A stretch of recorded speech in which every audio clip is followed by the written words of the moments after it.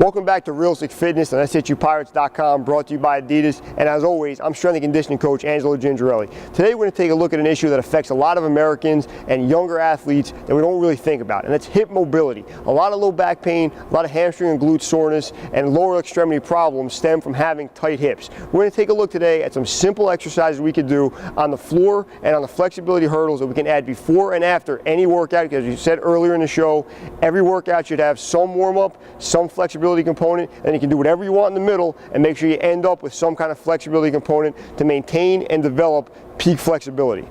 Some of the best hip mobility and lower extremity flexibility drills we do don't need any equipment at all. Just some floor space and a little bit of a time commitment before and after your workouts to really get those muscles firing and get your body ready to perform at peak levels.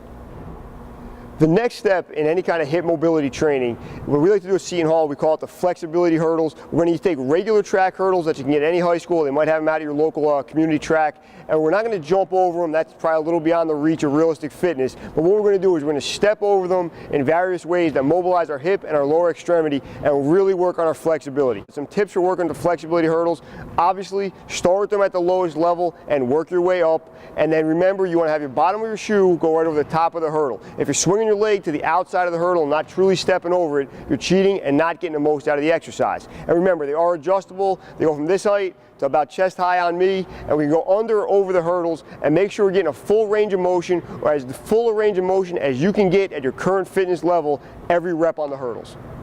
One of the most important aspects of any physical fitness program is flexibility development and maintenance. We need to stretch, probably dynamically, before and after every workout we do. Unfortunately, way too many people cut that out of their workouts. If they're running late on their way to the gym, or they have somewhere to rush to right after the gym, the first thing to get cut out is normally their flexibility work, and that's really just a recipe for disaster. If you continue to get bigger and stronger, but don't get more flexible, you're just begging to be injured. One of the things we do at Seton Hall is we make sure all of our workouts start and end with some kind of flexibility development. And what we're seeing now, the flexibility problems that used to happen to people in middle age and later are happening younger every generation. Part of that's because of our increasingly sedentary lifestyle. As we all know, kids don't go out and play, they stay home, they stay on the computer, hopefully watching Realistic Fitness. So if they're on the computer, hopefully they're watching me. But if they're just on playing Xbox and PlayStation and not getting outside, their hips, their lower extremity, and now even their upper extremity is getting really tight and really muscle bound, and they're begging to be injured. So what we want to do is loosen that up, activate and fire as many muscles as possible, and develop them through a complete range of motion.